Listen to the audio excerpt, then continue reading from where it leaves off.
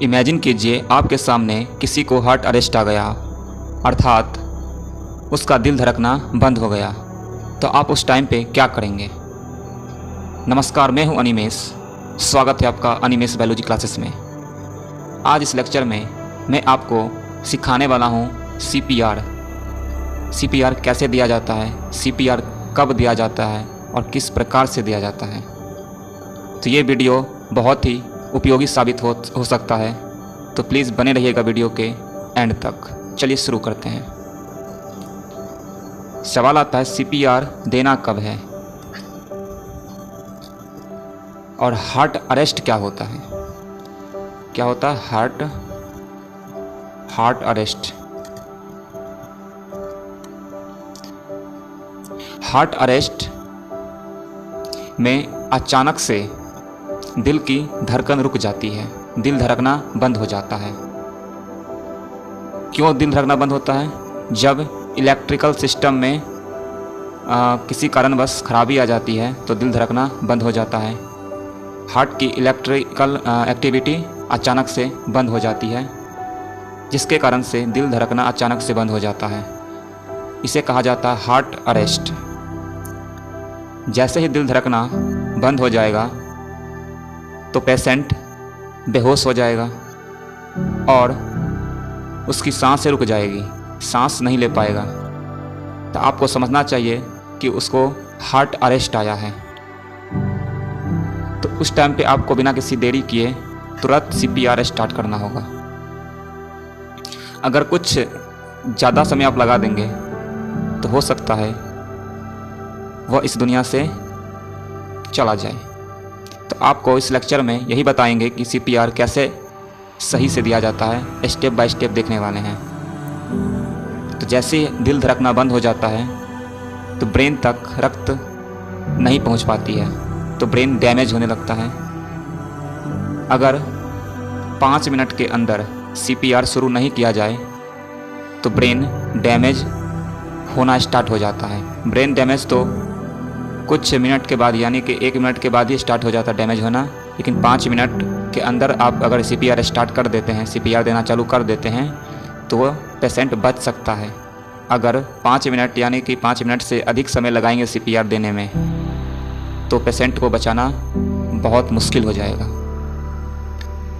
तो क्या आपको कैसे करना है, कैसे ट्रीट करना है पेशेंट को, तो चलिए शुरू करते हैं। जब आप किसी पेशेंट को देखेंगे बेहोश हो गया हो, उसका हार्ट बीट रुक गया हो, उसकी सांसें नहीं चल रहा हो या फिर वो हाफ रहा हो, तो आपको तुरंत समझना चाहिए कि उसको आ गया है हार्ट अरेस्ट।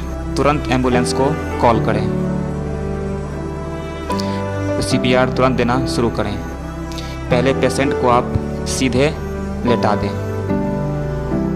फर्श पे, बिना तकिया के, बिना गद्दा के, फर्श पे आपको या ज़मीन पे लेटा देना है पीठ के बल, और आप घुटनों के बल पेशेंट के पास में बैठ जाएं। उसके बाद दिल को दबाना स्टार्ट करें, यानी कि CPR का सबसे ज़रूरी हिस्सा है अपने हाथ की एड़ी को पेशेंट की छाती के बीच में रखें, यानी कि स्टर्नम के ऊपर, दोनों निप्पल के बीच में।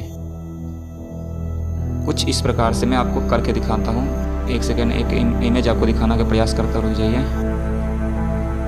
जो कि आप देख सकते हैं। कुछ इस प्रकार से आपको स्टर्नम क्या होता है, ये दिख रहा है आपको, ये स्टर्नम है जिससे आके रिब्स जुड़ती है, यानी कि दोनों निप्पल के बीच में।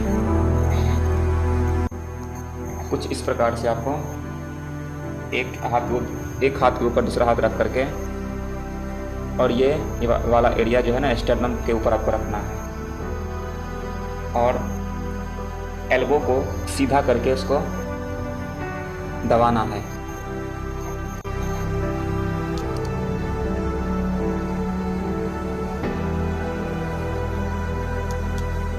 कितने नीचे तक दबाना है आपको? तो 5 से 6 सेंटीमीटर गहराई तक दबाना है, यानी कि 2 इंच तक दबाना है। अब बिल्कुल एल्बो को, यानी कि कोहनी को सीधा रख के दबाना है। प्रति मिनट 100 से 120 बार आपको दबाना पड़ेगा चेस्ट को,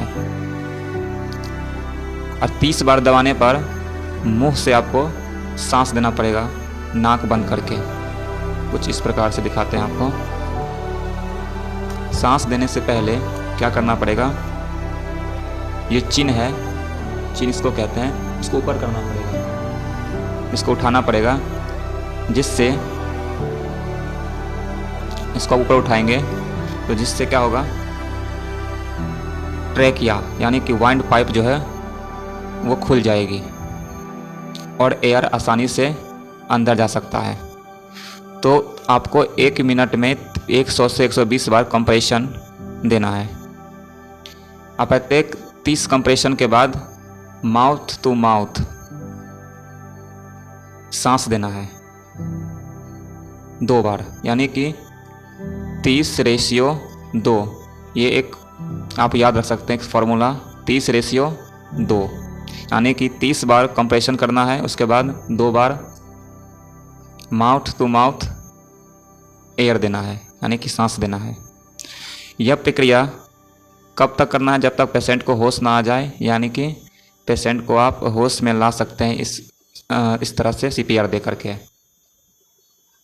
तब तक जब तक पेशेंट होश में नहीं आ जाता तब तक ये करना ही है आपको, या फिर जब तक आप उसको हॉस्पिटल नहीं पहुंचा पाते हैं तब तक ये CPR नहीं रुकना चाहिए।